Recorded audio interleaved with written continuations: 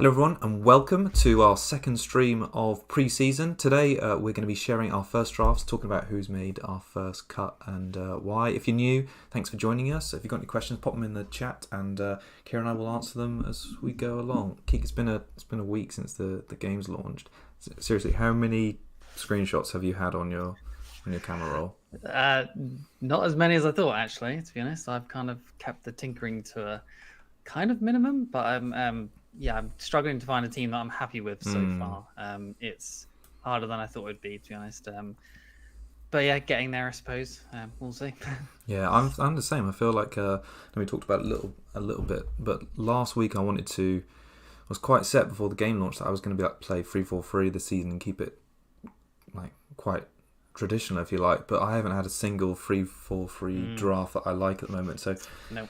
I think I'm pleased we're going to do this one because I think it'd be interesting to see. Like, at the moment, I feel like I'm picking a game week 1 team based on like game week 38 and then having a wild card for the new season. So hopefully, the reasoning for these players, maybe during pre-season, we'll find out do we still back them. So yeah, let's get into it. So what I'll do is I'll bring our teams up on screen now where we are with things. So I've got those loaded up. So I've got both of our teams side by side. So it's funny because we hadn't shared these teams with each other, and then I saw Keek's graphic when he sent it to me, and how we've ended up being, fairly template and fairly similar is quite funny. But I think if we'll just work through player by player really, and just go through the reasoning why we kept them in, and then maybe when it's the start of the season, we can say, look, what's changed and why aren't we having them? So should we start in goal? And yeah, you talk about Verbruggen, because okay. Yeah, I've got him as well, but you've got right off about him. So well, I had a steal at the end of last season, and he was pretty good for me, to be honest. A few pen saves. He was good for bonus and a few pen saves, up end save, quite a lot of saves, and he was good for bonus. Well, I think, right? Yeah, exactly. So he was good, and if I expect him or this is Verbruggen now or Verbruggen. I expect him or Steele to be the first choice. Brighton kept 12 clean sheets across the whole of last season. That was the 6th best record in the league. And if you combine all of Sanchez's points and all of Steele's points, so I appreciate that's not like a great metric, but it's as close as we're going to get. You get 147. So that's 4 more than Ramsdale scored last season and 5 more than Leno, who was the next highest scoring sort of effective 4.5 for this season. So yeah, the numbers are there. Obviously, there's a bit of a change in the Brighton team. McAllister's going, and there might be a few other... Oh, McAllister's gone, should I say. And there's a few other changes. So it's obviously not like for like, but I feel like with that, the good run of fixtures they have, 3 home games in the first 4, Luton, West Ham and Newcastle, I feel like he's well placed to get good clean sheet points. Yeah, and in the draft that we're both looking at, it's... we want to cover that Brighton defence, don't we? Yeah. Obviously, in these two, we both don't have a stupid exactly. end. Yeah. So we obviously, other later drafts, we may pick him up because he does seem like good value. But this at the moment is obviously just covering them, and like those first 3 fixtures are just looking good for some clean sheets. At least the back line has not really changed for them. So obviously, they've lost McAllister, probably going to lose Casado, but the back line itself has not changed. So, I think what's he called? Dahoud has come in from Dortmund as well, and he's like a pretty good replacement for the McAllister role, I'd say. So I don't think they're losing too much quality there. So yeah, I think it's fine. Yeah, I think I'm quite happy with it as well. So why haven't I've not got you Stupiam just because at the moment I'm playing with three defenders, Shaw, Gabriel, Trent, because I kind of feel like maybe not Shaw so much, but the other two, their start to the season is fairly decent. And whilst the Stupian's better than, I'd say, arguably on paper, his fixtures are better, I feel like they're probably more reliable teams for clean sheets. I don't know. It's a funny one because it's almost like that position is more valuable, perhaps also because the goalkeepers for each of those respective teams aren't potentially as cheap. Yeah, Ramsdale like 5 obviously could be a good choice. Even Kepa at 5 is could be a good choice as well if you wanted to not risk James and Chilwell or whatever. So yeah, just cheap way into it, into the defences. The other 4.5s are like Pickford and Leno's, and so you're not getting as great clean sheets chances as you said. Yeah. But I do want to try and possibly spend as little as possible. But then Onana, if he comes in for Man United, could be interesting. And I could be swayed there for maybe downgrade Shaw to someone else or a 5 million or 4.5 and get Onana. And then just allow room for maybe like a City defender possibly. Even though that's going to be rotation risk, obviously. Yeah, but, big time. Yeah, something to consider at least. Definitely. All right, well, moving on from him, let's just talk about very quickly our backup goalkeeper. Only because I expect this will come out more in pre-season, who's actually like first and second choice. But at the moment, we've both got Areola in there, haven't we? Yeah, I think they played a friendly the other day, West Ham, and Areola wasn't in the squad, but I think he's just still on holiday. Fabianski played, but yeah, I just think he wasn't. There was quite a few players that weren't there from the main squad, so yeah, wouldn't be too worried about that yet. Okay, all right. Well, let's start talking about defence. And do you want to? I mean, we'll talk about the differences, I suppose, first. So you've got James because at the moment you're in a 4-4-2. I mean, James he's like one of your most hated players from an FPL point of view because you can't get it right there. Yeah, he's my biggest fantasy troll of probably all time. But those 4 fixtures after Liverpool look really, really good. Like I really want some kind of form of like sort of Chelsea attack in quotation marks. Yeah. And if he's going to be on set pieces or that sort of thing, sort of like a veteran in that squad now almost. After Liverpool, West Ham away, Luton home, and then Nottingham Forest at home, those 2 alone possibly good enough to justify him. And then Bournemouth away after that as well. So, really good. Begging for points, possibly, those 3. But, I was looking into his stats a little bit. Obviously, he had, less minutes this season, but he had less points per game average than James Justin. Wow. And he was in an atrocious Leicester team. Wow. And defence, and had roughly about the same minutes across the season for both of them because of their injuries and everything. So that's not great. And then he only had 21 key passes across the season, 16 shots, 1 goal, 1 assist. So maybe I'm wishful thinking, but we have seen what he can do. There's talk of him possibly being on penalties as well. Oh God, yeah. So it's just. I mean, I quite like the idea of Chilwell as well because I think he was fit at the end of the season. I can't actually remember. But James, has seemed to be done the sort of left centre back role. So maybe James will be the one that will sort of tuck in and Chilwell gets the free roam. So maybe Chilwell as a differential could be good too. Obviously they're both risky, but in my squad at the moment, I've got that sort of price point to take a little bit of a risk. So yeah.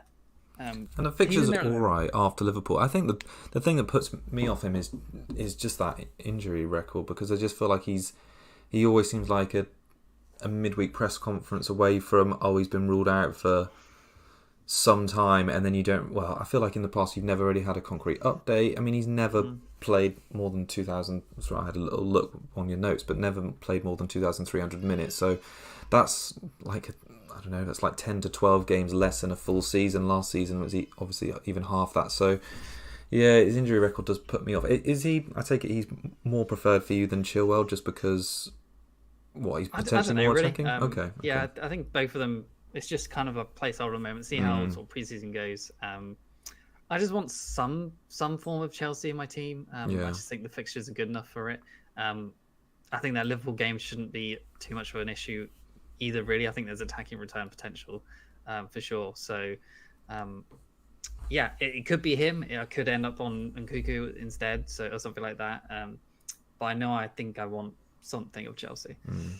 Yeah, I feel like a lot to be learnt. I think from the Chelsea pre-season to see who looks like they're worth investing in. Obviously, from Sterling looks like it's great, but I mean there could be some defender who's unearthed by Poch who just ends up being like first choice for the season. There could be like some real value there, but I think with Chelsea it's a definite wait and see when you can back sort of reliable players from last season with better fixtures. 4.5 centre backs as well.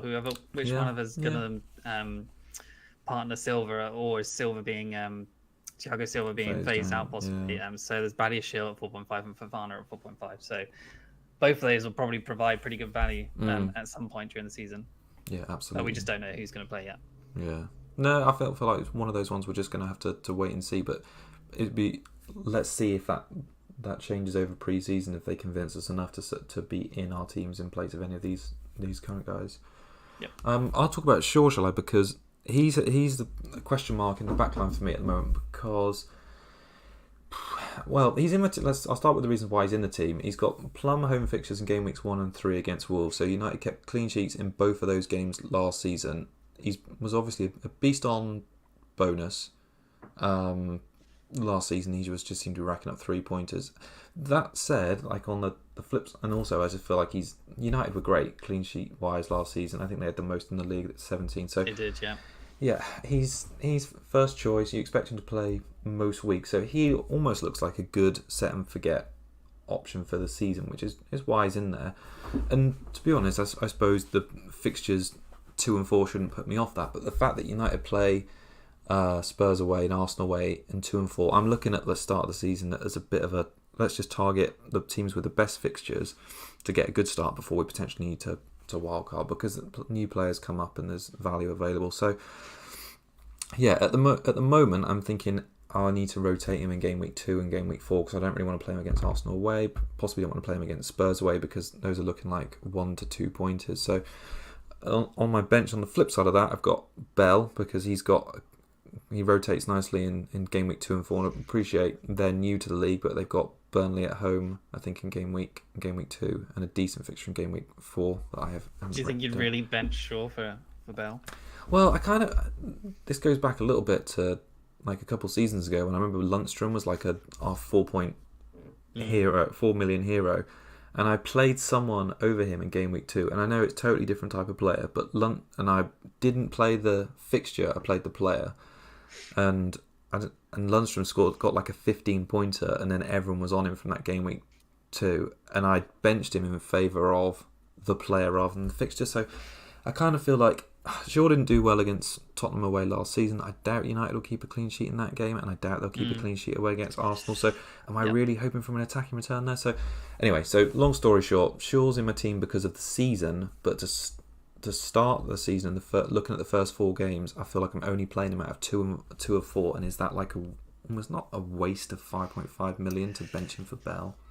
Yeah, I watched Andy, Let's Talk FPL, and he had a guest on the other day called Praz FPL, and he was talking about, obviously, if Onana comes in, he's really good for passing, and De Gea wasn't doing any of that, and he was giving it to Shaw, who got his all the passing bonus and was sort of like pushing it upfield. Onana's really good at passing, so is Onana going to sort of bypass Shaw? Sure, Shaw's sort of bonus potential possibly going to be lessened. And, when there's a clean sheet, is Shaw always going to be up there for bonus compared to what he was before? So that's something to consider as well. Is his attacking potential enough to exactly make sure we pick him? I'm not sure. I mean, who knows if the sort of De Gea was really good for saving, so is Onana as good at saving? I don't know. Is the clean sheet potential going to go down maybe a little bit? Yeah, I feel like it's, well, speaking specifically about United in the first game of the season, just that home game against Wolves just looks like such a banker of a clean sheet, given what we know about Wolves historically, and to come out of the gate with hope what you would imagine to be, let's say, a 75% chance of a clean sheet in game week 1 just looks like easy defender points. And maybe it doesn't need to be Shaw. Maybe it could be, I don't know, it could be Martinez because he's coming at 5 for United. He's probably going to play most of the games this season. But I suppose what you might get with Shaw is a little bit of attacking threat. I mean, he wasn't great last season from a going forward point of view. I think 4 assists, 1 goal, and I don't know. Was that what it was? I remembered it as just more than that, but I guess it wasn't. It's not loads. I think like the goal he scored was lucky. Well, it was unusual. Do you remember? It was just after Christmas. He arrived from like a counter attack right in the centre of the box. It wasn't like he cut in from his left wing back position. And anyway, I just feel like maybe the returns aren't as guaranteed, but his position in a good defence is. So yeah. Yep, fair. All right, let's move on. Let's talk about we've got Trent. I mean, I think there's probably not much to say about him other than we think there's high upside if he plays in midfield. I'm guessing that's why you've got him as well. I have him at the moment, but I'm wavering on that 8 million side. He's kind of in there just for now. I may end up not going with him. I just don't see that many clean sheets in the first few, to be honest. Yeah. So is he definitely going to get attacking returns from midfield? I mean, I guess he did a bit at the end of the season, but I don't know. Not enough to sustain an 8 million, you think? Yeah. What are the fixtures again? Fixtures: Chelsea, Bournemouth, Newcastle. They're not great for clean sheets in the first. They're not. Even Villa is not either. So, yeah, it's something I'm considering not going with him, even possibly no Liverpool at all, and just sort of deciding that I'm just gonna say, you know what, I'll just make my bed and be like, not go for it, because I think the value in the midfield sort of Rashford area is possibly better than a Trent. But FOMO may be there, and I may just end up with him anyway. And it is possible to have Rashford and a Bruno and a Saka as well with Trent in the team. So I may just be blowing smoke and do it anyway. But I know it's difficult. I mean, I've got a couple of comments in the chat saying, or Martin says, definitely not for Trent, and he's a Liverpool fan. And Chat Sports says, anyone tempted with Darwin punt? To be honest, I had Darwin last season, and he was dreadful. Apart from, I luckily had him during the 7-0 game against United, but that was like his last good game. So unless Darwin improves his shooting over the summer, I don't think he's in for me. But no, I get exactly what you mean with Trent. I feel like you are definitely relying on those attacking returns, and if you compare him to current 8 million midfielders, because the game hasn't priced him as a midfielder, but you're looking at someone like Martinelli to compete with, and obviously he's going to get the what your draw is the clean sheet points, but I don't think they're coming in. Maybe that 2 of the first 6 game weeks. That home game against Bournemouth, you'd kind of hope so, and then they've got an away game against Wolves. It'd be interesting to see how their defensive structure changes. Yeah, I don't see like McAllister as particularly that good defensively. Fabinho's probably going to sit in, and I think he's getting older. And then they've not really made any changes to the back line, and it was already pretty suspect. So, I just feel like there's not going to be any clean sheets for a while, at least. The what was it? The Chelsea doesn't seem like one. No. And then Bournemouth, probably. But then after that, no. So yeah, I know. So he could be like an 8 million placeholder in your team that's not scoring anything for the first couple of weeks. So could be 7.9 quite quickly. Yeah, because he'll have high ownership. Yeah. No, interesting. All right. Okay, so that's the sort of the last one of our, I suppose, different defenders to talk about. Do we want to talk? I don't suppose we want to talk about the 4 million budget ones too much. Do we? No, I don't think so. No. I've got Bayer. Who did you have again? You've got. I've got Bell at the moment, but that's right. Yeah, may end up on both of them, but it is a risk of having not much of a bench. But hopefully they play in the preseason, and we know they're actually going to play. Yeah. All right. Well, should we start in? Let's start with midfield, and let's start with United, because we obviously talked about it with Shaw a little bit. You've got Bruno and Rashford in there. Obviously, my concern with United at the start of the season is those 2 away games. I suppose having double attacking, you're not like.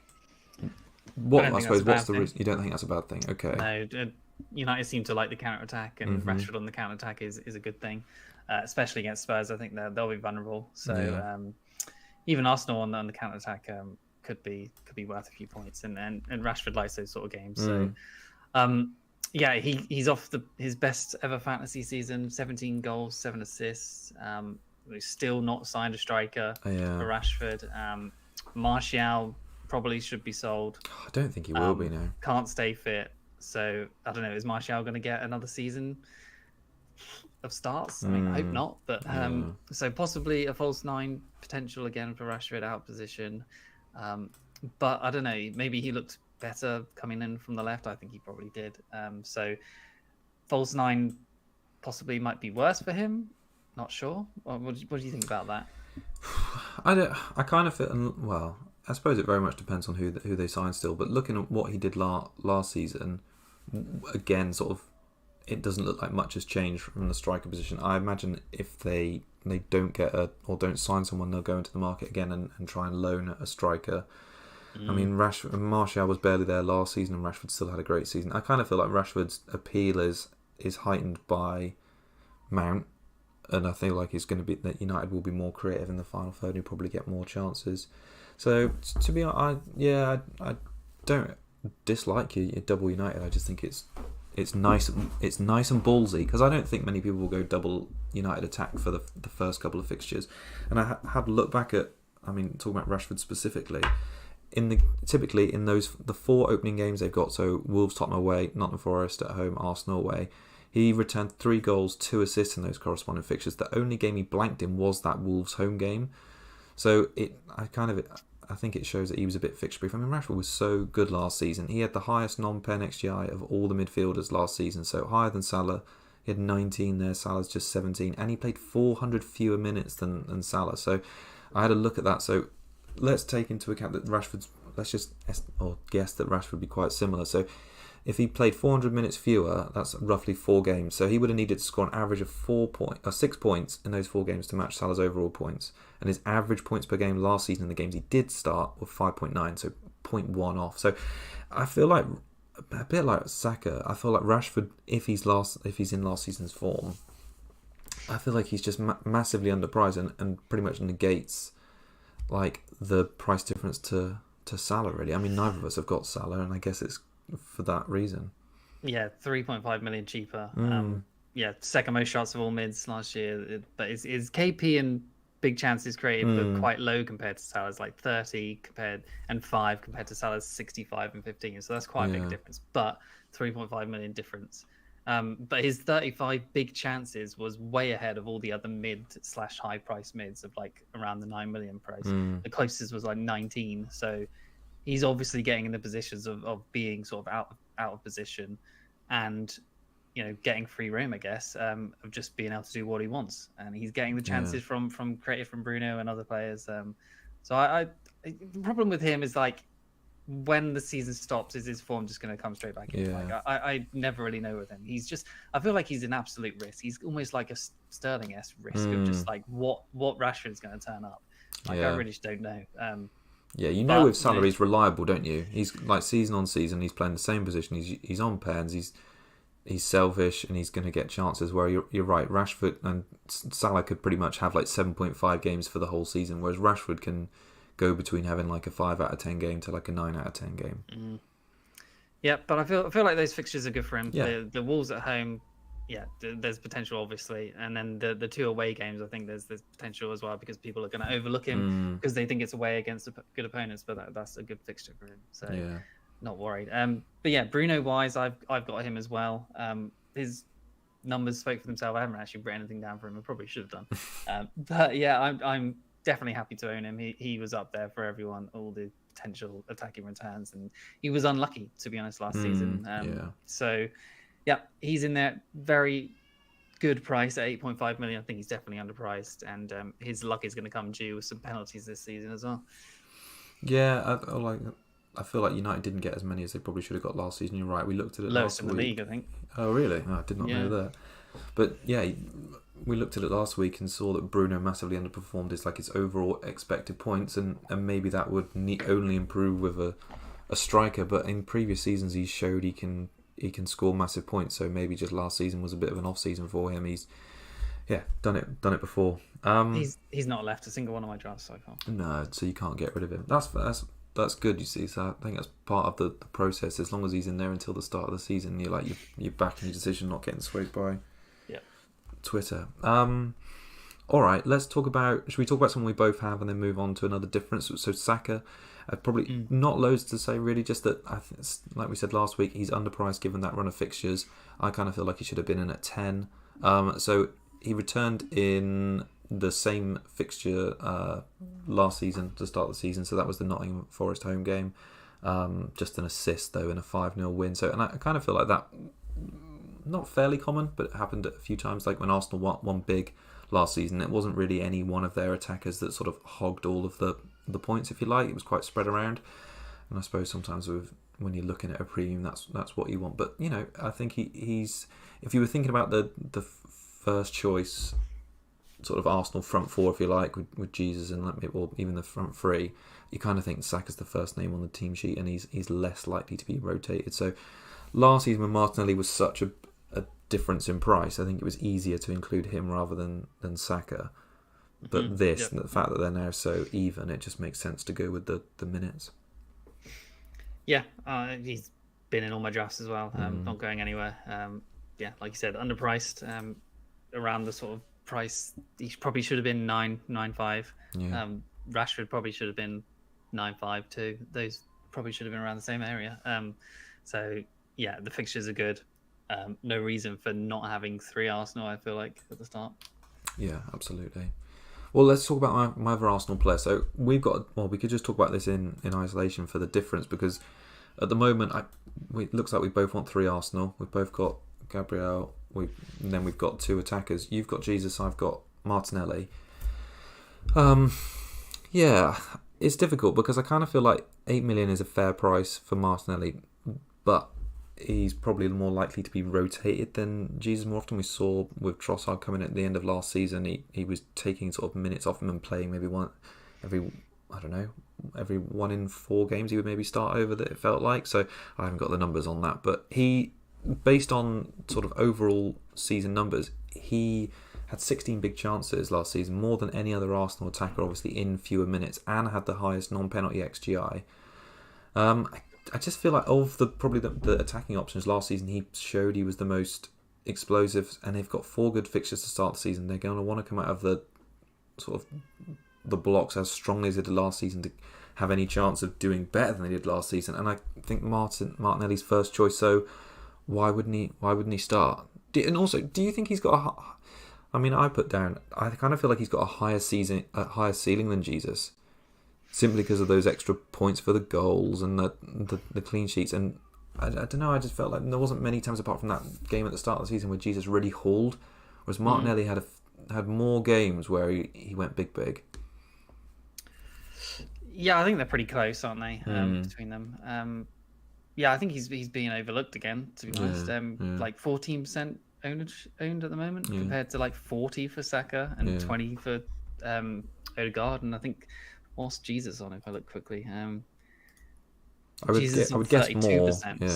Yeah. So Martinelli, like you said, probably is slightly more explosive, but maybe he overperform his season, maybe. Because he seemed to be getting on the end of everything, and just being in the box when you maybe wouldn't expect him to be there. So, but is Jesus going to keep underperforming and getting all those big chances and missing? Yeah, probably, because it's Jesus. But but you have the potential there, and I think picking Jesus over him, or maybe not over him, maybe you just go 3 Arsenal attackers, and you have Jesus as well. Picking Jesus is just a good way to have an 8 million price point striker, and then you can kind of downgrade to anyone who sort of starts to perform other than the premiums. So I think Jesus at the 8 million spot, which obviously you have Watkins, is probably something we should all go for, is out of the 2 of them. Definitely. Sort of last season, remember we had I know we didn't do the stream, but we had the same conundrum with the midfield 8 million slots. There was like Maddison, Kulusevski, Foden. They were all at 8 million, and everyone was like, oh, maybe even Saka as well. And it was almost like you had to have one of those to pivot around. And in the end, it was obviously Saka was the best. Mount as well was 8. But it wasn't like any one of them was the best. But by having that 8 million slot secured, it did mean it was a bit easier to move around. And I understand Jesus' appeal both for the fixtures and the slot point of view, really. I think it's I like Martinelli though. I have had a draft after this one, and it did have triple attack. So Martinelli was there. So yeah, I definitely like him. I think he's being overlooked, and he could be a good differential for the start of the season at least, possibly until wildcard, because he's probably going to start them all, isn't he? So maybe Trossard plays the Champions League sort of games, and that's the rotation when Martinelli gets it, and he's nailed on for the Prem. So yeah, I think like previous seasons, we'll probably fall into the trap here again that we play. Idea is that we attack the fixtures for the first opening game weeks and prepare for the fact that we could play an early wildcard to get out of it. And maybe triple attack with Arsenal is the way to go. If they show good signs in pre-season, they've got such good opening 3 fixtures, and you kind of expect them to win the game against Man United at home as well. I feel like there's nothing to dislike about it. Charity Shield to see how they line up too. excited for that. Yeah, absolutely. Yeah, it's going to come around soon. I can't believe it's I think the season's a month today. I think it's the 12th of August. Might be 11th. So yeah, it's going to come around quick. So you've got March in there. I know, and I double Brighton. slagged him off last week as well. I know. I felt. Well, we'll talk about the 5th mid spot because I think it's hard, and at the moment the 3-5-2 is just how I'm lining up because of Haaland and 8 million. I think I will end up there too because it's just the 4.5 million mids is just there isn't any. Yeah, no, there isn't, is there? I don't know why the Burnley lads from the season before have just not come in at 4.5. Yeah, that doesn't make sense. Brownhill should have been 4.5. It doesn't make sense. Yeah, I feel like it's a bit of a waste ground really. The 6.5 million. So the only reason March is in is I feel like he's more explosive. So I like Brighton's fixtures the best of all the teams that have decent looking 6.5 million options. So that's like Palace, Brentford. Who else am I forgetting about? I don't really know enough about the promoted teams yet to sort of strongly consider them. Who else is like a strong 6.5 million who's like flavour of the week at the minute? Is there any others? I don't mind Andreas at 5.5, but it almost seems like you've wasted your budget. Villa? I'm not sure. Yeah, Ramsey, 6 million. So Ramsey just got injured, so you can't really? go for him, unfortunately. Hold on, let me have a look. But do you know what I mean? It feels like there's a lot of people who have with slots in, or there's Grace as well. Almiron is someone you could consider. Gibbs, and then that's basically Gibbs, White, Forest, Gibbs, but they don't White, have a great first fixture. So yeah, there only is about 4, maybe 5. Yeah. But I feel like of those, based on the fixtures, March has got the best, and he's got pedigree. So but we're hoping obviously that De Zerbi plays in a similar way last season, and they got 3 home fixtures in their first 4. I think it's obviously tricky, but per 90 minutes he was close to Matoma across the board last season. He betted him for shots per 90 and shots on target. He had an XG of this is per game, sorry. XG of 0.34 per game. Matoma's was 0.35, so very slightly better, but far worse goal conversion rate. I'm not saying he's going to improve that over the summer. I'm kind of expecting him to stay where he is there, but in an attacking side with good fixtures and almost a bit of a differential because people are not going on a double up, I kind of feel like March offers higher upside than Gross. I'm not touching him. You're not touching him? No, I just think he's shit. I know. I don't think he's I don't rate him either. But I don't know if I rate any of the other 6.5 million mids yet. Yeah, would you consider Enciso at 5.5? Maybe if he's first choice. I feel like he is. Who else is going to play that sort of 10 position? Yeah, maybe. Gross, I guess, could, but he was playing sort of left back / sort of, I don't know what else he was, but some position in midfield next. So why would he start playing 10 when the same manager and stuff? So, I feel like Enciso at 5 million is, if you want to double and you need some sort of money. Then I mean that would give me millions, of course, but he is. When he was playing last season, when he started, he looked the best player on the pitch at the time, most of the time. So obviously there is concerns with the minutes, but I feel like it's his position now, and he's probably just going to keep going from strength to strength, in my opinion. That was his breakout season, and this is his time to sort of just nail his play style. Yeah, I think you're right. I'll have a look at Enciso in more, I think, because it's an extra million. I feel like March 1st, Watkins 2nd, and Shaw 3rd are the only question marks about my draft. Otherwise, I feel quite content until the start of the season, really. Yeah. But okay. All right. Do you want to keep a position as well? Yeah. Oh yeah, true. Do you want to talk about Matoma at all? No, we covered him a bit last week. We did kind of cover him last week, but he's just, like I said last week, his attacking metrics are all up there in the sort of between the 3rd to 7th spot for all kind of mids towards when he was kind of nailed on. So he's been doing well. That's good for his sort of price point at the 6.5, better than what you'd expect, really. So yeah, it's a good team. I am concerned about them losing McAllister and Caicedo, who's probably going to go, which is obviously their driving force in midfield and their sort of defensive shield. So there could be less clean sheets. So there's possibly less points there. And he wasn't that great at the end of the season. He did sort of dry up with his attacking returns, but at the same time, Luton at home, if you don't own him, I feel like that's really scary. Yeah. Wolves away, and then West Ham. Those first three look so good. They do. He's 39% owned as well at the moment. So I expect that kind of come down a bit, but Yeah, that's I still a do as lot. well. And obviously game week 1, you're going to get some good sort of rank increases as well at that sort of time. So yeah, like I said, Dahoud coming in for one of Casado and I assume for McAllister maybe is good, and he's still good. Milner's come in there as well, so he's going to possibly provide just sort of veteran game knowledge and just be pretty good. So maybe they haven't lost any sort of too much there. So yeah, the double up could be good.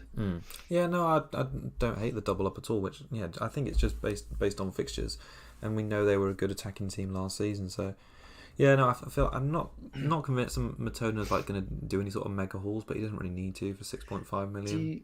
Are you considering Ferguson? Not really. Just because what we said about Welbeck and Undav there last season. If it looked like he was going to be, I don't know, play 2.5 out of every 3, let's say, then I'd be interested in Ferguson. He's a good price point.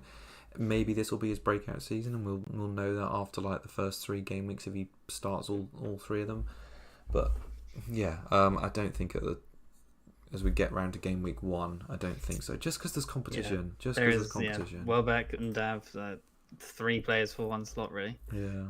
But Welbeck was they were kind of playing a 2 up top sometimes with Welbeck and Ferguson. Mm-hmm. So yeah, I guess there's potential for him to play in a 2. So yeah.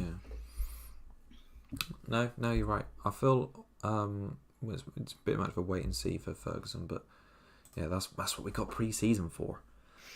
Now then, who else do we need to talk about? Have we talked about all our midfielders? Your striker spot. My striker spot. Watkins. Yeah. Nobody's picking him at the moment. So. Yeah, I don't know what his ownership is. I feel like no one's picking him because he's more expensive than he was last season, and he's got a tricky away game to start the season.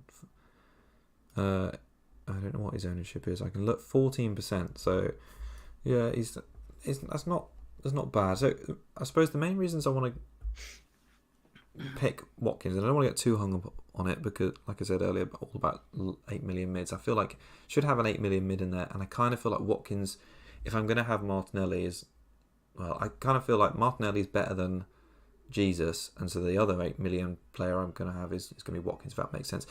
That said, I kind of think he's a good pick anyway. So the fixtures are a bit mixed to start, granted, which is a bit unlike everyone else in my team. So Newcastle away, Burnley and Liverpool away. So 3 away games in his first 4. The only home game wedged in there is Everton at home, and he's got Palace game week 5.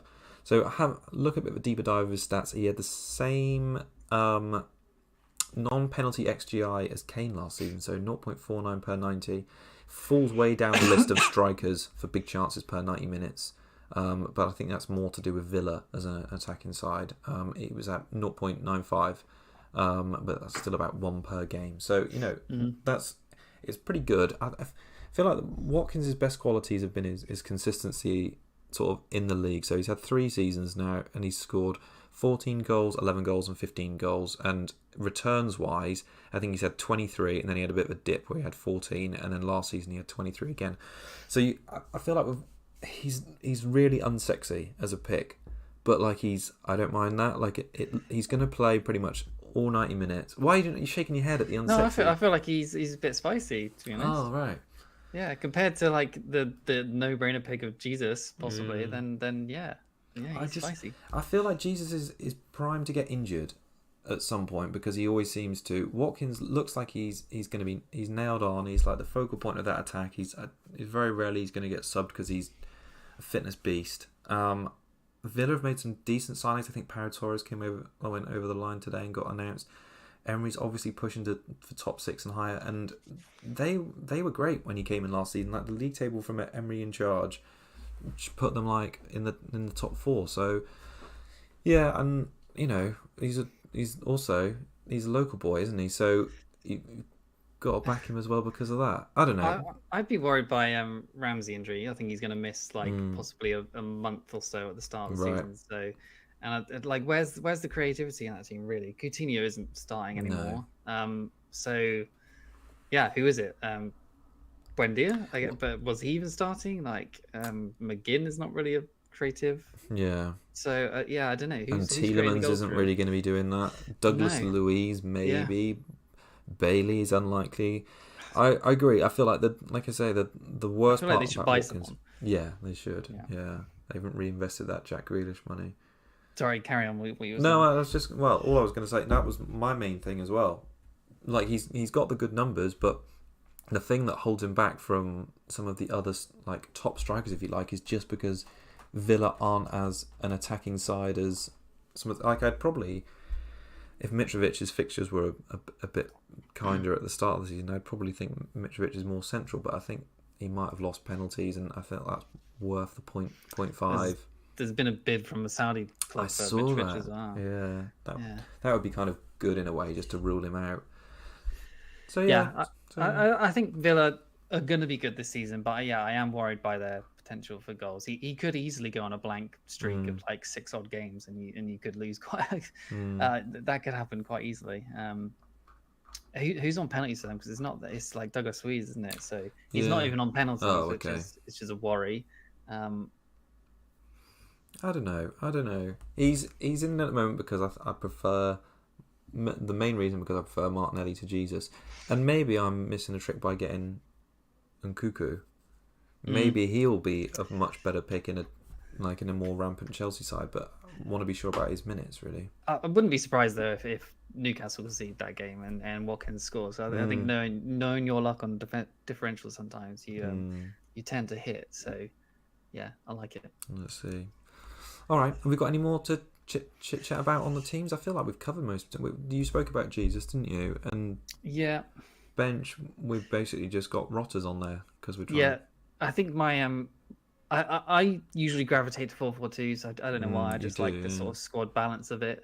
But I think this year 3-5-2 is probably going to be the way to go, just because the striker sort of pool is pretty low choice anyway, especially under the sort of 8 million. And then the 4.5 mids, as we said, there just isn't a good one, to be honest. No. There isn't like even a Burnley one, like the Zari or something. He got like sort of 8 assists, 7 goals or something last season for Burnley. He's not even 4.5 million. So yeah, it really is sort of a graveyard there. I've got Anderson there for at Newcastle at the moment, and he's just there just because I put someone in because I think he'll get some mins off the bench. But if I'm looking at the mins off the bench as my first sub, that's really not good. So yeah, the 3-5-2 will probably end up happening. And it's not like last season we had Andreas, who was great. Because you could have actually played him as a fourth midfielder anytime, felt fine about it. Well, that was just kind of, I guess, lucky because he was priced before he moved to Fulham, and obviously that's not going to happen again, is it? So I missed out on that, unfortunately. Yeah, I don't even mind him at 5.5 if we're comparing with it. Ciso, I feel like he would probably be a 6. He's not bad really. Like I think he took penalties off Mitro. He's on corners. He's good for bonus. I mean. It's just the fixtures, and if anyone's going to return, and Fulham can score against pretty much all teams. So, what are the fixtures? I mean, Everton, Brentford. The first 2 are not bad. Everton, Brentford, Arsenal, then City, and then after that, you got Luton, Palace, Chelsea, Sheffield United. So the fixtures actually aren't that bad. And and he was like one of them. I know he had that injury. I don't know if he's back in time for this season, but good point. Yeah. And I don't think he's flagged, but then I don't know if they've updated their flags. Get updating your flags. So yeah, I don't mind him. I just feel like with 3-5-2, the 5th one is so important. Like it just feels like that's where you're losing your points and you're balancing your squad. Seems like a good place to start. So then you can just sort of maybe go down to one that's sort of emerged. Yeah, which is why March might be quite good just to start, even though he's unsexy. Cool. He is. Right, have we got any? I think that's about it, isn't it, for all of our teams? Yeah, I'm sure we'll be back for another draft. Yeah. In a few, next week or the week after, who knows? Yeah, because we've got pre-season. We've got Man United playing today. Yeah, they're all just starting to sort of start happening, aren't they? The pre-season now. So things to be figured out and find out who's playing. Sort of see if Alderweireld is starting and what the promoted sides are doing for their midfielders. Hopefully there's a 4.5. Yeah, absolutely. Because that'd be nice. Because the 3-4-3 would be nice. Because I don't think I've started a 3-4-3 formation for basically ever. No, I kind of want to get back to a 3-4-3, and maybe I will before the season starts. But yeah, let's see. We'll absolutely do another stream up, obviously before the season starts and before the Community Shield. But I think for now we need to take time, let some of those pre-season games come in, and then just get some more thinking behind what our squads are going to shape up like. But yeah, with the season 4 weeks away, I wouldn't be surprised if we did one like week after next, and then just before the Community Shield as well. Yeah, follow us on Twitter, and we'll tweet when we're going to come on. Yeah, perfect. All right, thanks everyone for watching today, and thanks for your comments and questions in the chat, and we'll see you next time. Yeah, cheers. Bye bye.